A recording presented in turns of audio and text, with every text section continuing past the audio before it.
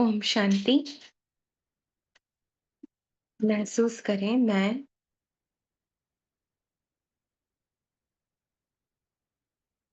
प्रकाश का पुंज, चमकता हुआ सितारा, भ्रिकुटी सिंहासन पर विराजमान आत्मा। देखें स्वयं को, मुझ आत्मा से निकलता हुआ प्रकाश चारों तरफ फैल रहा है। अनुभव करें परमात्मा प्रेम के रंग मुझ आत्मा में ऐसा चढ़ गया जो मैं आत्मा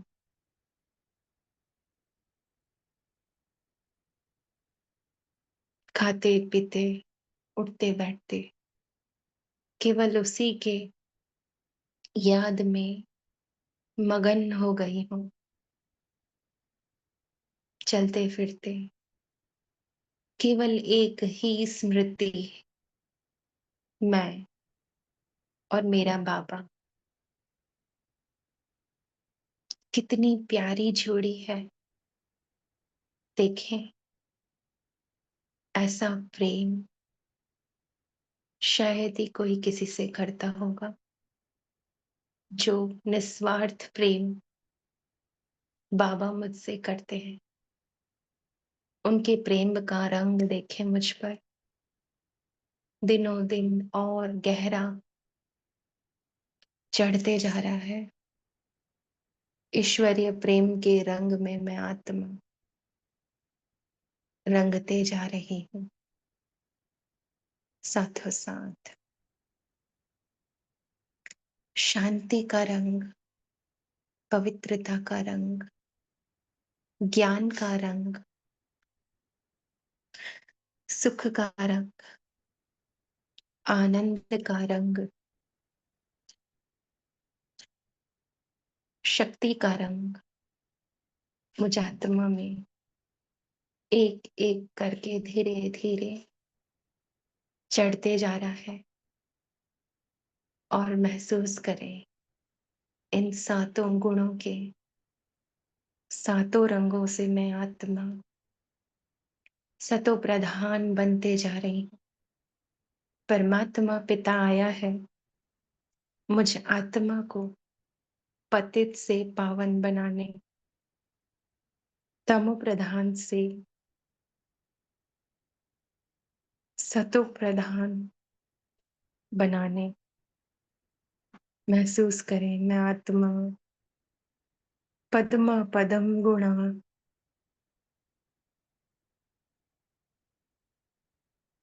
शक्तिशाली स्थिति का अनुभव कर रही हूँ, जिसका साथी स्वयं भगवान हो।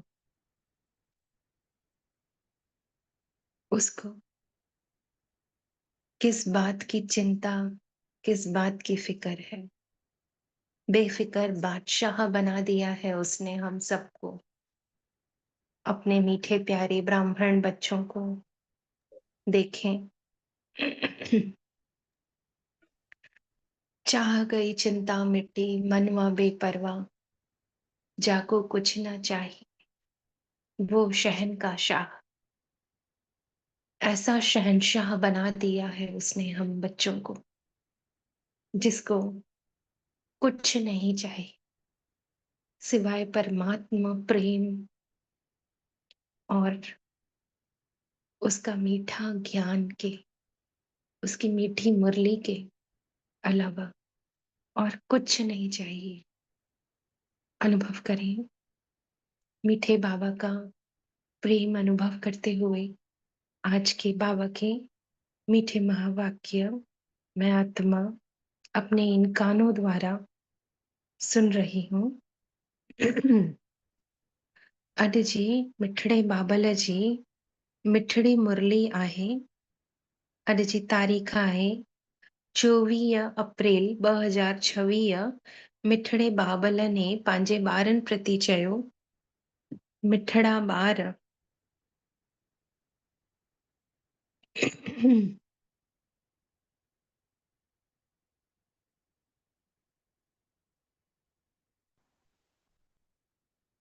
बाबा चवनि था, मिठड़ा ॿार हाणे वापसि घर हलणो अथव। इन लाइ देह भान खे विसरी पाण खे अशरीरी आत्मा सम्झो। सभिनीनि खां ममत्व मिटाए रखो। बाबा चवनि था, मिठड़ा ॿार हाणे वापसि घर हलणो आहे। हिन लाइ देह भान खे विसरी पाण खे अशरीरी आत्मा सम्झो। सभिनीनि खां ममत्व मिटाए रखियो। प्रश्न आहे, संगम युग ते तव्हां ॿारनि खे बाबा खां कहिड़ी अकल सिखण लाइ मिलेव थी? संगम युग ते तव्हां ॿारनि खे बाबा जे द्वारा छा अकल सिखण लाइ मिलेव थी? उत्तर में बाबा चवनि था, तमो प्रधान खां सतो प्रधान कीअं ठहूं? बाबा चवनि था, जंहिंजो बि अनम्यूट आहे, म्यूट करे वठो। बाबा चवनि था उत्तर में, तमो प्रधान खां सतो प्रधान कीअं ठहूं? इहा अकल परमात्मा पिता जे द्वारा असां ॿारनि खे हिनमहिल संगम युग में मिली रही आहे। बाबा चवनि था, पंहिंजी तकदीर ऊंची कीअं ठाहियूं? इहा अकल बि बाबा असांखे सेखारीनि था, है न, कीअं असां पंहिंजी तकदीर ऊंची ठाहियूं। हाणे त बाबा ने पंहिंजे भाग्य जी तकदीर जी कलम पंहिंजे हथ में ॾेई रखी अथई। जेतिरो चाहियूं ओतिरो यादि सां हुनखे तकदीर खे ऊंचो ठाहियूं, है न, ठाहे सघंदा आहियूं। त बाबा चवनि था, इहा अकल संगम युग ते ई बाबा ने असांखे ॾिनी अथई कि कीअं पंहिंजी तकदीर ऊंची ठाहिणी आहे। त जेतिरो योग युक्त ऐं ज्ञान युक्त ठहंदव, ओतिरी तव्हांजी उन्नति थींदी रहंदी। उन्नति करण वारा ॿार कॾहिं बि लिकी न सघंदा। बाबा हर हिकु ॿार जी एक्ट खे सम्झनि था कि कहिड़ो ॿार पंहिंजी ऊंची तकदीर ठाहे रहियो आहे। कोई छा चईंदो आहे कि असां त ॾाढो गुप्त पुरुषार्थ कंदा आहियूं, भले सेंटर न बि ईंदा आहियूं, लेकिन बाबा चवनि था, पंहिंजे ॿुधाइण सां न पतो पवंदो आहे कंहिंजे बि, है न। जेको ऊंच पुरुषार्थ कंदो आहे उहो कॾहिं लिखी न सघंदो, है न। उहो हीरो आहे, जीअं हीरो हूंदो आहे, जीअं डायमंड हूंदो आहे, है न। उहो भले कीचड़ में बि पियो हूंदो त उनजी चमक सभिनीनि ताईं पहुची वेंदी, है न। उहो अहिड़ी शइ आहे कि उहो आकर्षित कंदो सभिनीनि खे। त बाबा जो जेको उन्नति करण वारो ॿार हूंदो न, उहो बि प्रत्यक्ष ज़रूर थींदो। बाबा हर हिकु ॿार जी एक्ट ॾिसी सम्झी वेंदा आहिनि कि कहिड़ो ॿार पंहिंजी ऊंची तकदीर ठाहे रहियो आहे। गीत आहे, मरणो तुंहिंजी गली में, जीअणो तुंहिंजी गली में, ओम शांति। सभु ॿारनि ने इहो गीत ॿुधो। ॿार चवण सां सर्व सेंटर्स जा ॿार सम्झनि था कि बाबा असां ब्राह्मणनि जे लाइ चवनि था। ॿारनि जे लाइ गीत हलायो अथऊं कि जीते जी गले जो हार ठही करे अर्थात मूल वतन में वेंदासीं, बाबा जे घर में रहण जे लाइ। उहो शिव बाबा जो घर आहे न, जंहिंमें असां सभु सालीग्राम रहंदा आहियूं। ॿार ब्राह्मण कुलभूषण स्वदर्शन चक्रधारी ॼाणे वतो अथऊं हाणे कि बरोबर उहो बाबा आयल आहे। स्वदर्शन चक्रधारी ब्राह्मण कुलभूषण छाजे लाइ चयूं बाबा ने? छोकि ब्राह्मण कुलभूषण असां हाणे ब्रह्मा मुख सां ज्ञान ॿुधी ब्राह्मण ठहिया आहियूं, त असां ने हाणे ॼाणे वरितोसीं। स्वदर्शन चक्रधारी इन करे चयूं कि पूरे चक्र जो, युगनि जो, चइनी युगनि जो, पंजो संगम युग जो बि हाणे राज़ असांखे पतो पइजी वियो। त स्वदर्शन चक्रधारी ॿारनि ने बाबा चवनि था ॼाणे वरितो अथऊं कि बरोबर शिव बाबा आयो आहे, परमात्मा पिता, जंहिंखे दुनिया ॻोल्हे रही आहे। हाणे तव्हांखे अशरीरी ठहणो अथव, अर्थात देह भान खे विसरणो अथव। इहा पुरानी दुनिया त मिटी वेंदी, हिन शरीर खे त छॾणो आहे न, अर्थात सभिनीनि खे छॾणो आहे। छोकि हीअ दुनिया ई ख़तम थियणी आहे। त हाणे हलणो आहे वापसि पंहिंजे घर।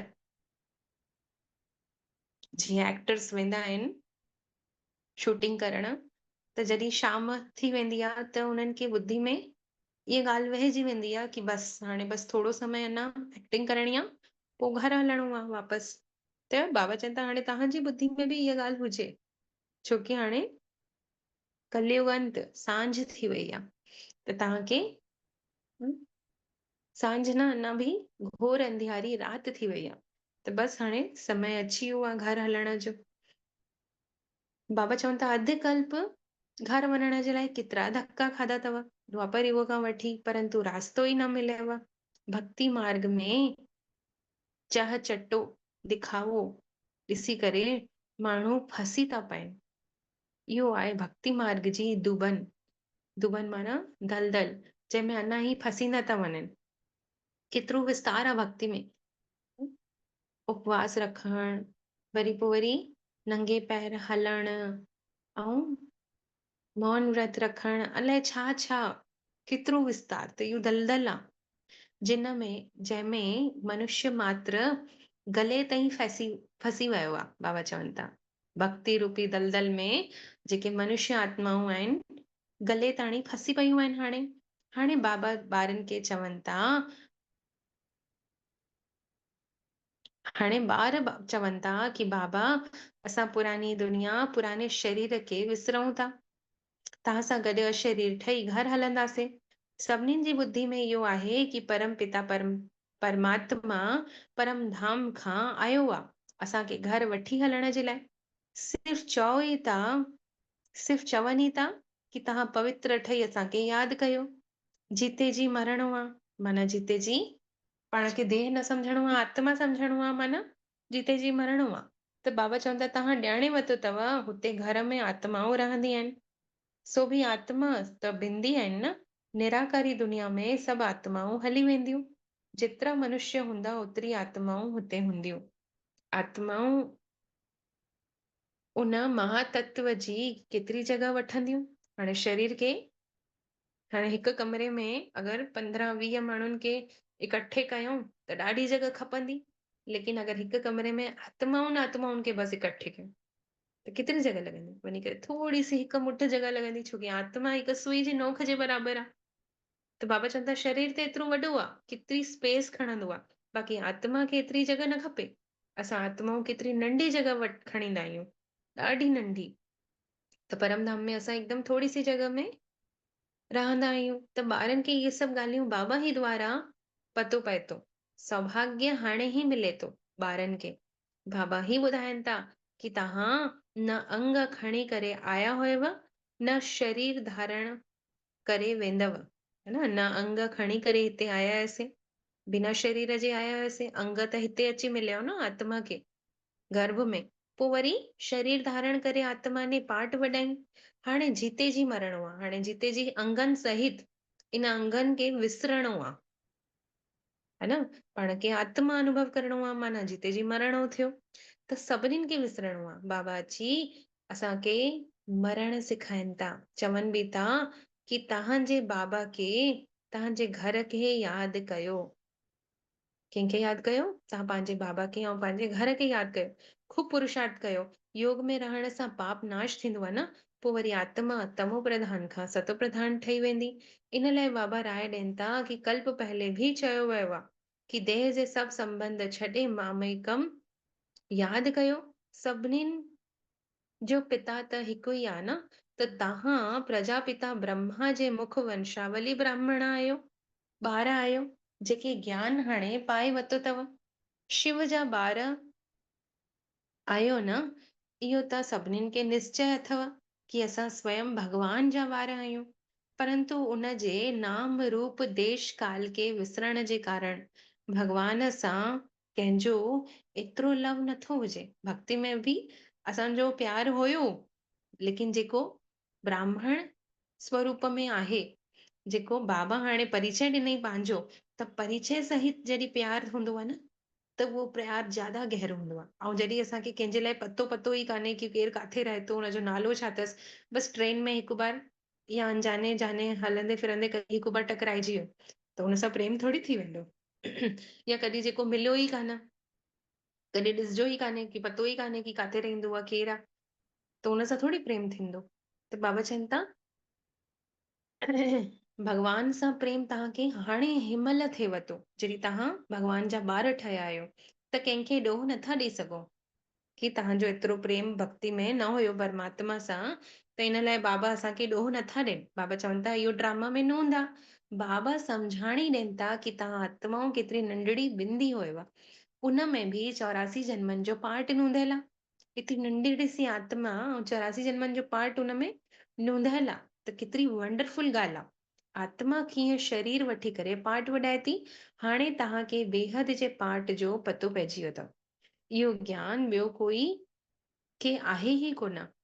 तव्हां ई देह अभिमानी हुयव, हाणे केतिरो पलटी खाए वरितो अथव, हाणे देही अभिमानी ठही विया आहियो। हुते त हर हिक जी पंहिंजी तकदीर हूंदी आहे। कल्प पहले वारी तकदीर त हाणे साक्षात्कार थिएव थी कि दुनिया में केतिरा ढेर माण्हू हूंदा आहिनि, हर हिक जी पंहिंजी तकदीर आहे। जीअं जीअं जंहिं कर्म कयो उन अनुसार दुखी सुखी साहूकार ग़रीब ठहनि था। ठहण वारी त आत्मा आहे न। आत्मा कीअं सुख में अचे थी पई ऐं कीअं दुखी थी वञे, इहो बाबा ई वेही करे असां ॿारनि खे हाणे सम्झाणी ॾियनि था। तमो प्रधान खां सतो प्रधान ठहण जी अकल बाबा ई सेखारनि था। कल्प पहले मुआफ़िक, जीअं कल्प पहले सिखायो हुयूं, असांखे सतो प्रधान ठाहियो हुयूं, फिर सां सिखाइनि था। त जेतिरो जंहिं अकल पातो अथई ओतिरो ई हाणे तव्हां पाईंदव। पिछले कल्प में जंहिं जेतिरो अकल पाती हुई ऐं तमो प्रधान खां सतो प्रधान ठाहियो हूंदो, उहो ओतिरो ई अकल खणींदो हाणे बि। पिछाड़ी ताईं हर हिक जी तकदीर पाण खे सम्झ में अची वेंदव। पोइ वरी चवंदव कि कल्प कल्प असां ईअं ई तकदीर पाती हुयसीं ऐं ईअं ई तकदीर पाईंदासीं। त जेके सुठा योग युक्त ऐं ज्ञान युक्त ॿार हूंदा, उहे सर्विस बि कंदा रहंदा। पढ़ाई में सदैव उन्नति थींदी रहंदी आहे। कोई ॿार जल्दी उन्नति खे पाए वठींदा आहिनि त कोई ॾाढो मथो खपाईंदा आहिनि। हिते बि ईअं आहिनि, है न। जीअं स्कूल में बि टीचर पढ़ाईंदी हिकु जहिड़ो आहे सभिनीनि खे, लेकिन कोई कोई ॿार खे झटि सम्झ में न ईंदो आहे, न। कोई कोई खे झटि सम्झ में ईंदो आहे त जल्दी उन्नति खे पाए वठींदा आहिनि, ऐं कोई कोई त मथो खपाईंदा आहिनि टीचर जो। त कल्प पहले मुआफ़िक जेके जेके उन्नति कई हुयूं उहे लिखी न सघंदा। बाबा त ॼाणनि था न कि सभिनीनि जो कनेक्शन शिव बाबा सां आहे। इहो बि ॿारनि खे एक्ट ॾिसण सां सम्झ में अचे थो, त उहो बि ॾिसनि था पिया। इन सां भल कोई अगरि लिकाए बि, परंतु शिव बाबा सां त लिखी न सघंदो। अगरि कोई बुरो कर्म करे सम्झे थो कि मां लिखी पवंदमि, त बाबा चए थो शिव बाबा सां त लिखी न सघंदो। भक्ति मार्ग में भी हे परमात्मा हम तुमसे कुछ छिपा नहीं सकते, ईअं चईंदा आहिनि न। देख ॾिसण वारो, कल्ह बि संगीत दीदी हो भजन ॻातईं केॾो बढ़िया। ॿुधाइनि पिया न कि हिकु भजन ठहियल आहे कि ॾिसण वारो लखां अखियुनि सां तोखे प्यारा ॾिसंदो आहे। न भक्ति मार्ग में बि परमात्मा सां कुझु लिखी न सघंदो आहे जॾहिं त ज्ञान मार्ग में कीअं लिखी सघंदो, है न। असां केतिरो बि लिकाइण चाहियूं परंतु लिखी न सघंदो कोई बि असांजा पूरा कर्म। त बाबा सम्झाणी ॾियनि था पढ़ाई त ॾाढी सहज अथव, कर्म बि करणो आहे, कर्म रहित त न थी सघंदव। रहणो बि मित्र संबंधियुनि सां गॾु पुरानी दुनिया में आहे। ईअं नथो चए बाबा सभिनीनि खे विसरो, माना सभिनीनि खे छॾे करे अची वञो। रहणो उन्हनि जे विच में आहे, लेकिन उन्हनि खे विसरी करे परमात्मा जी यादि ॿुधी में रखणी आहे। त बाबा चवनि था हुते रही करे महिनत करणी अथव। हिते रही करे पुरुषार्थ करण वारनि खां ज्यादा जेके घर में रही करे पुरुषार्थ कंदा आहिनि उहे तिखा थी वेंदा आहिनि। अगरि अहिड़ी लगन हुजनि त शास्त्र में अर्जुन ऐं भील जो मिसाल उन ई जे कारण ॾिनो वियो आहे, है न। भील भले भील ॿाहिरि जो रहण वारो हुयो, लेकिन अभ्यास सां उहो अर्जुन खां बि तीर हलाइण में होशियार थी वियो। जेको भील केरु हुयो? एकलव्य, है न। उहो जाति सां ॾाढो नंढड़ो हुयो, है न। लेकिन अर्जुन तीर हलाइण लाइ उनखे ॾेखारियो वियो आहे न। हुनमें महाभारत में ॾेखारींदा आहिनि कि कीअं गुरु द्रोणाचार्य खां अर्जुन तीर हलाइण सिखंदो आहे, त हुनखे प्रैक्टिकल पूरो ज्ञान डायरेक्ट मिलंदो अथसि हुनजे गुरु जे द्वारा। लेकिन जेको भील हूंदो आहे एकलव्य, उहो लिकी छुपी करे, छोकी हुनखे अनुमति न हुयसि नंढी जाति हुजण जे कारण, उहो डायरेक्ट साम्हूं ज्ञान न पियो सिखी सघे, त लिकी छुपी करे ॾिसी करे सिखी वरितई ऐं अहिड़ो होशियार थी वियो कि अर्जुन खां बि तीर हलाइण में ज्यादा होशियार थी वियो, है न। त गृहस्थ व्यवहार में रही करे कमल फूल समान रहणो आहे। बाबा चवनि था त वैसे ही जेके ॿाहिरि रहण वारा आहिनि सेंटर जे, घर गृहस्थ संभालीनि था, उहे तिखा वञी सघंदा आहिनि। जीअं अर्जुन का तिखो भील थी वियो। त गृहस्थ व्यवहार में रहण वारा अगरि कमल फूल समान रहंदा त ॾाढा तिखा थी वेंदा। इहो बि मिसाल ॾिसींदव कि गृहस्थ में रहंदे हुए ॾाढी सुठी सर्विस करे सघंदा आहिनि। उहे जास्ती वृद्धि के पाईंदा आहिनि। हिते रहण वारनि खे बि माया छॾे नथी। ईअं न कि बाबा वटि अचण सां, उते अची रहण सां सेंटर में माया छॾे थी रखे। न, हर हिक जो पंहिंजो पंहिंजो पुरुषार्थ आहे। गृहस्थ व्यवहार में रहण वारा हिते रहण वारनि खां सुठो पुरुषार्थ करे सघंदा आहिनि। ॾाढी सुठी उन्हनि जी बहादुरी ॾेखारे सघंदा आहिनि। उन्हनि खे महावीर बि चयो वियो आहे, जेके गृहस्थ व्यवहार में रही करे कमल फूल समान रही करे ॾेखारनि था, है न। छोकी दुनिया वारा छा चवंदा आहिनि, इम्पॉसिबल आहे कि गॾु रहंदे, हिकु घर में रहंदे कोई अगरि निर्विकारी रहे त ईअं थी नथो सघे। लेकिन हिते पॉसिबल आहे, छोकी इहो परमात्मा जो कार्य हले थो, स्वयं भगवान जो कार्य हले थो। त हिम्मत बि ॾियण वारो उहो ई आहे न, जो हेतिरी परिवार ज्ञान में जुड़ियल आहिनि, ऐं सभु गृहस्थी जेके आहिनि सभु पवित्रता ते हलनि था। त केॾी कमाल आहे हुनजी। त चईंदा बि आहिनि कि बाबा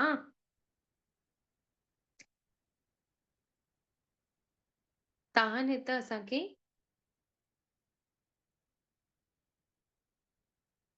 कोई छा चईंदा आहिनि, जेको पुरुषार्थ ऊंचो न करे सघंदा आहिनि, उहो बाबा खे चईंदा आहिनि, बाबा तव्हां त असांखे छॾे रखियव। बाबा छा चईंदो आहे कि मां तव्हांखे न छॾंदो आहियां, तव्हां मूंखे छॾे हली वेंदा आहियो ॿार। बाबा त कंहिंखे कॾहिं छॾे ई न सघंदो। घर में अञा ई ॿार वधी विया आहिनि, बाक़ी कन्याउनि जे लाइ बि बाबा चवंदा आहिनि कि तव्हां ईश्वरीय सर्विस कयो। इहो बि बाबा आहे, उहो बि बाबा आहे। कुमार बि ॾाढा आया, लेकिन हली न सघिया ज्ञान में। कन्याऊं वरी सुठी हली वयूं। कन्या 100 ब्राह्मणनि खां उत्तम गाई वई आहे न, कि हिकु न्याणी 100 ब्राह्मणनि जे बराबरि हूंदी आहे।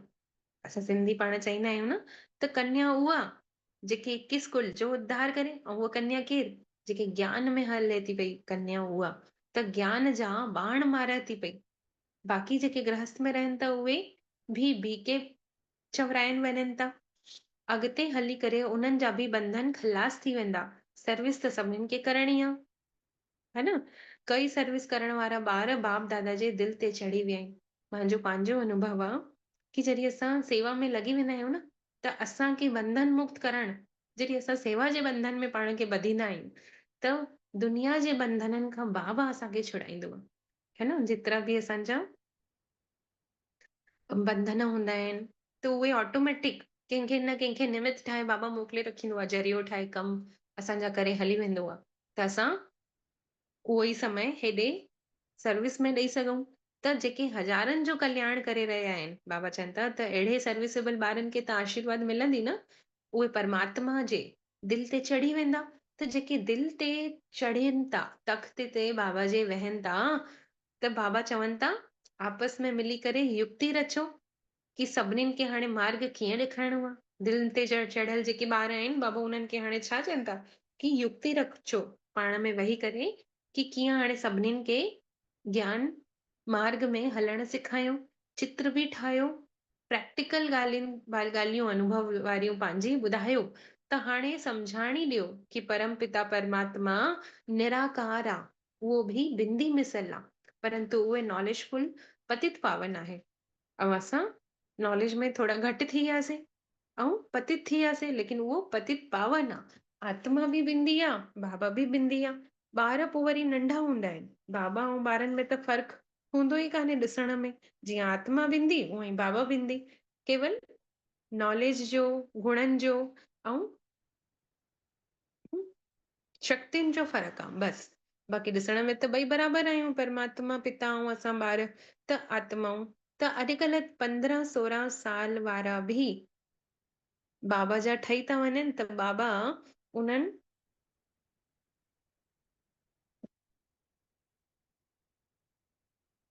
अॼुकल्ह त 15-16 सालनि वारा बि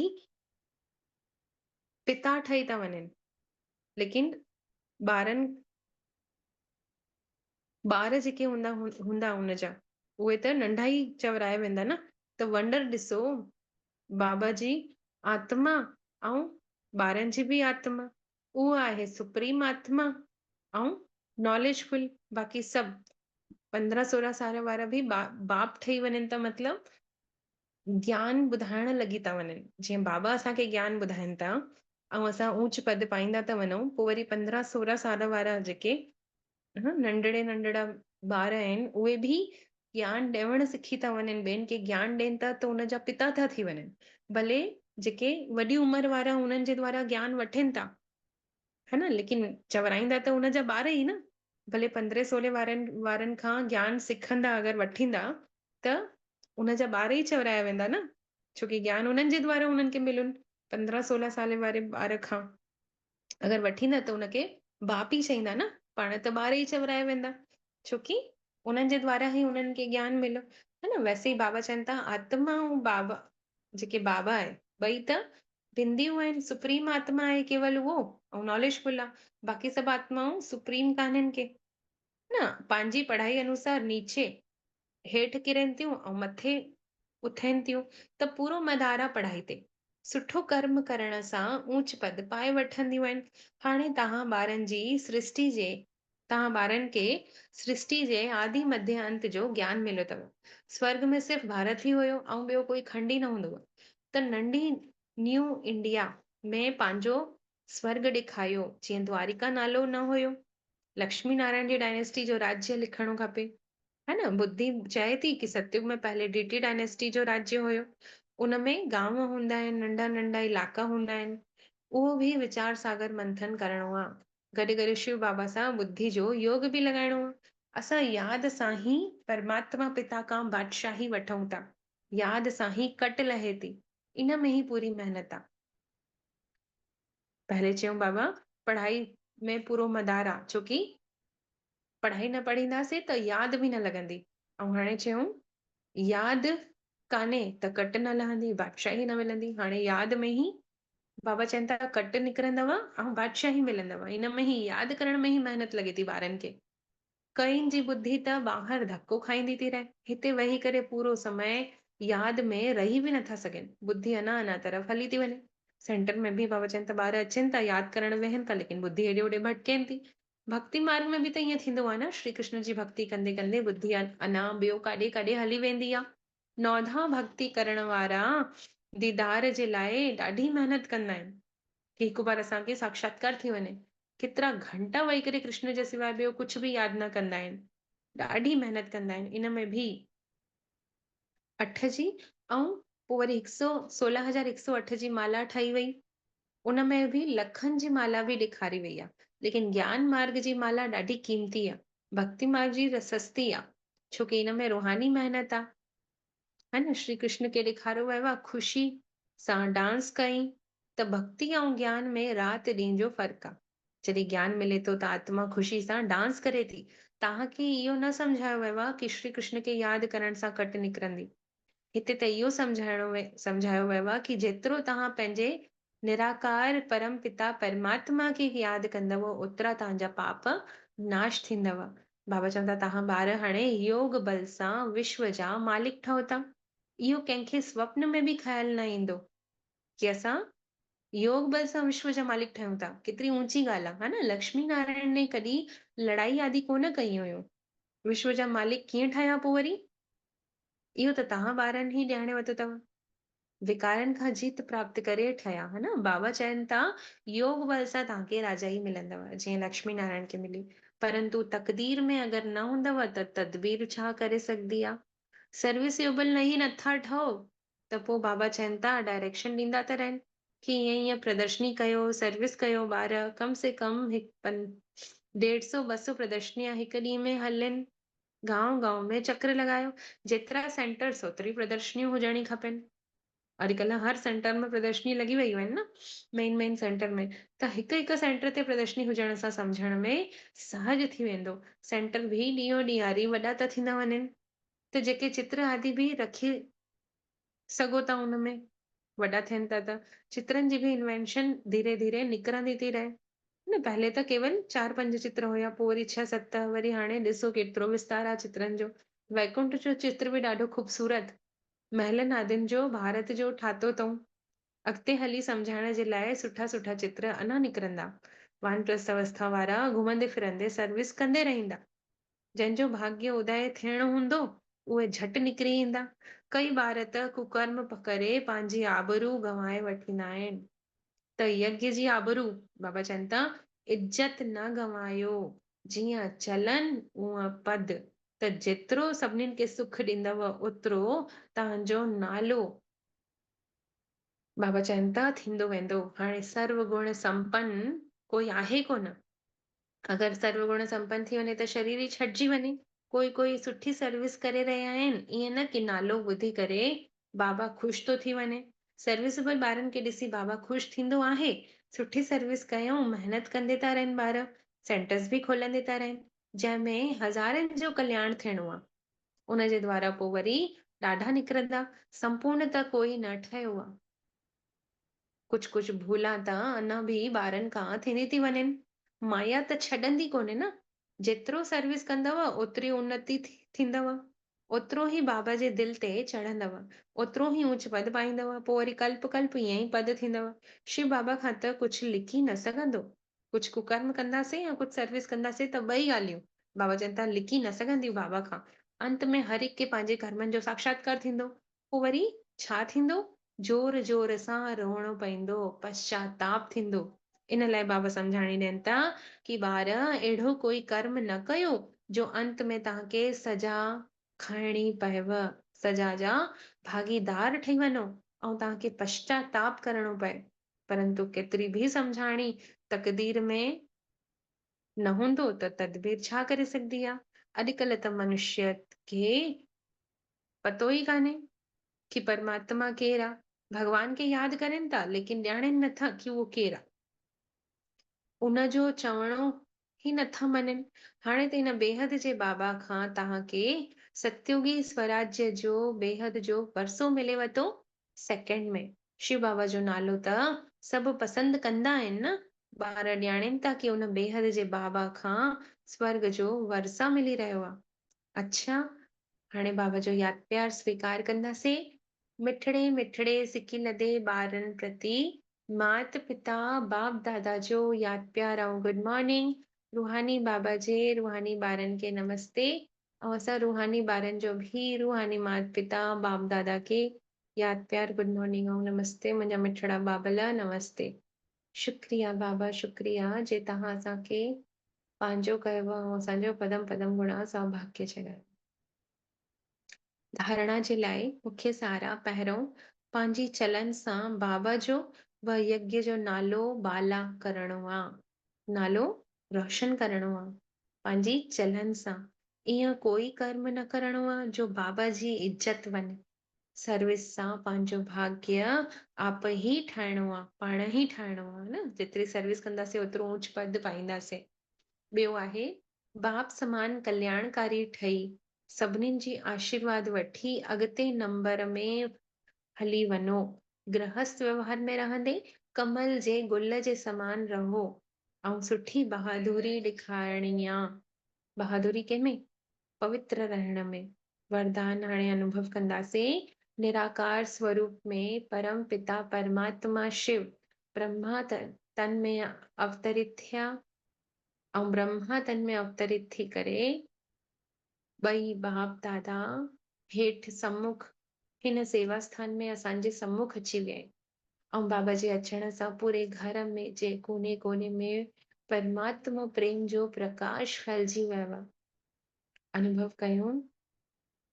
बाबा मूंखे गले सां लॻाइनि था, दृष्टि ॾियनि था, पंहिंजो हथ मुंहिंजे मस्तक ते रखी करे निरंतर किरणा पंहिंजी भ्रुकुटी मां आत्मा में बिखेरींदे हुए पर्सनली मूंखे वरदान ॾियनि था। सतो प्रधान स्थिति में स्थित थी करे सदा सुख शांति जी अनुभूति करण वारा डबल अहिंसक भव। सतो प्रधान स्थिति में स्थित थी करे सदा सुख शांति जी स्थिति जो अनुभूति करण वारा डबल अहिंसक भव। डिटेल आहे सदा पाण खे सतो प्रधान संस्कारनि में स्थित करे वठो, सुख शांति जी अनुभूति कयो। इहा सच्ची अहिंसा आहे। हिंसा अर्थात जैसां दुख अशांति जी प्राप्ति थिए। त चेक कयो कि पूरे ॾींहं में कहिड़ी बि प्रकार जी हिंसा त नथा कयो। यदि कोई शब्द द्वारा कंहिंखे कंहिंजी स्थिति खे डगमग था करे वठूं त इहा बि हिंसा आहे। यदि पंहिंजे सतो प्रधान संस्कार के दोबारा ॿिए संस्कार के प्रैक्टिकल में आणूं था त इहा भी यदि पंहिंजे सतो प्रधान संस्कार के दबाए करे पंहिंजे ॿिए संस्कार के प्रैक्टिकल में आणूं था, तमो प्रधान संस्कार के प्रैक्टिकल में अगर आणूं था माना इहा भी हिंसा आहे। पहिरीं हिंसा बाबा ने कहिड़ी चई? कहिड़ी भी प्रकार जे पंहिंजे शब्दनि जे द्वारा कंहिंजी स्थिति खे डगमग करे था वठूं त इहा हिकु हिंसा आहे। ऐं ॿी हिंसा छा आहे? यदि पंहिंजे सतो प्रधान संस्कार खे दबाए करे पंहिंजे ई ॿिया संस्कार जेके द्वापर युग खां आया उन्हनि खे असां प्रैक्टिकल में आणूं था, मतलब इहा भी हिंसा आहे। त इन लाइ महिनता में वञी करे महान आत्मा जी स्मृति सां डबल हिंसक ठहो। त हिकु प्रकार जी हिंसा कहिड़ी न करणी आहे? पंहिंजे शब्दनि जे द्वारा कंहिंखे दुख ॾियणु, चोट पहुचाइणु, इहा हिंसा न करणी आहे। ऐं ॿी हिंसा पंहिंजे सतो प्रधान असुल मां आत्मा कीअं हुयमि, सतो प्रधान हुयासीं न, उहा उन संस्कार के दबाए करे अगर असां पंहिंजे तमोगुणी संस्कार के ज्यादा महत्व ॾियूं था, उनखे ज्यादा प्रैक्टिकल में आणूं था त इहा बि हिंसा आहे। त इन ॿिन्हिनि हिंसाउनि जो त्याग करे डबल अहिंसक ठहो बाबा चवनि था। स्लोगन आहे, सत्य सां गॾु असत्य मिक्स थी थो वञे त ख़ुशी गायब थी वञेव।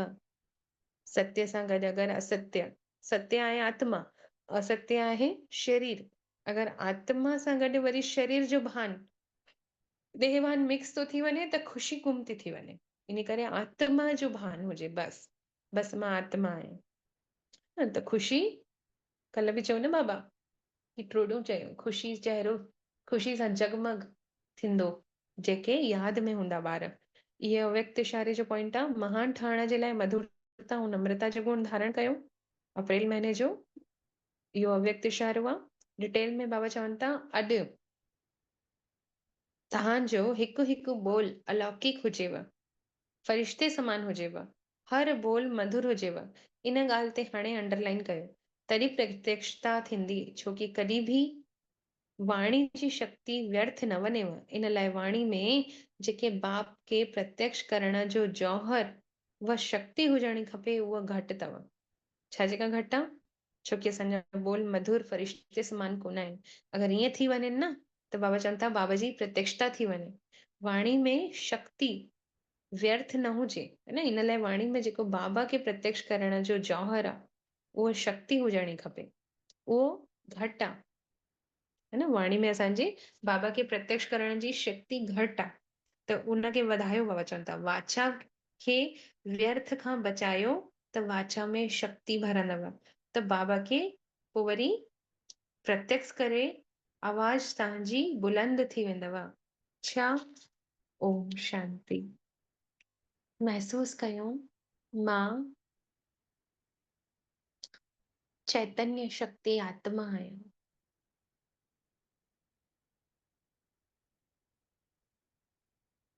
बिंदी मां आत्मा, बाबा भी बिंदी आ। बस बाबा सुप्रीम सोल आ। गुणन में, शक्तिन में सर्वश्रेष्ठ आ। संपूर्ण नॉलेजफुल आ बाबा। मां आत्मा के भी ज्ञान ॾेई नॉलेजफुल ठाहिनि था। अहिड़ो ऊंचो ज्ञान ॾेई करे सुख शांति जी अनुभूति कराइनि था। शुक्राना कयूं अहिड़े मिठड़े बाबल जा। निराकार स्वरूप में ॾिसूं मां परम धाम में पंहिंजे घर में आहियां। सालिग्राम रूप में मुंहिंजो बाबल मूंसां गॾु आ। ऐं शुक्राना कयां थी मां मुंहिंजे मिठड़े बाबल जा। किरणनि सां टच करनि थियूं। बाबा जी किरणा मां आत्मा जी किरणनि सां स्पर्श करनि थियूं। ॾिसूं ऐं बाबा मुंहिंजो शुक्राना क़बूल करनि था। ऐं निरंतर तेजोमय किरणा बाबा मां निकिरी मां आत्मा में पवनि थियूं। बेहद शक्तिशाली किरणा जेकी मुंहिंजे तन मन में, अंतरात्मा में शक्ति थी भरन पई। महसूस कयूं निराकार स्वरूप में, परम धाम में मुंहिंजे अंदर किरणा पवन थियूं ऐं शक्ति भरजे थी। ऐं ॾिसूं सूक्ष्म वतन में मुंहिंजे लाइट जे शरीर खे ॾिसूं ऐं सम्मुख बाप दादा वेठा आहिनि। निरंतर किरणा बाप दादा मां निकिरी मुंहिंजे सूक्ष्म शरीर में पवन थियूं, मुंहिंजे फरिश्ते स्वरूप में। ऐं मुंहिंजो फरिश्तो स्वरूप पहिरें खां बि ज्यादा चमकीलो ऐं शक्तिशाली थी वियो आहे बाबा जी किरणा पवण सां। ऐं स्थूल वतन में ॾिसूं साकार में ब्रह्मा बाबा सम्मुख वेठो आहे, भ्रुकुटी में हुनजे शिव बाबा ऐं मां पंहिंजे स्थूल देह में विराजमान धरती ते पंहिंजे सेवा स्थान में वेठल आहियां। ऐं निरंतर शक्तियूं परमात्मा शिव बाबा जी ब्रह्मा तन मां निकिरी पूरे घर में फैलजनि थियूं ऐं मुंहिंजे स्थूल देह में वञनि थियूं। मुंहिंजो देह जो हिकु हिकु अंग ॾिसूं शीतल तो थींदो वञे, हिकु हिकु कर्म इंद्रियां शांत थी थींदी वञनि। हर प्रकार जी हलचल मुंहिंजी कर्म इंद्रियनि मां समाप्त थिए थी। ॾिसूं पंहिंजे टिनिनी स्वरूपनि खे, परम धाम में निराकार स्वरूप पावरफुल तो थींदो वञे, सूक्ष्म वतन में फरिश्ता स्वरूप उहो भी शक्तिशाली थी करे सभिनीनि खे परमात्मा जी प्रत्यक्षता करे थो। ऐं स्थूल वतन में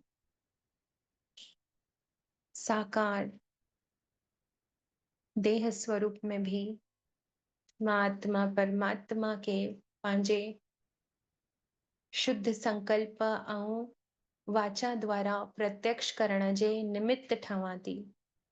बाबा मूंखे चूस कयो अथऊं सर्विसेबल ठाहे करे पंहिंजे दिल तख्त ते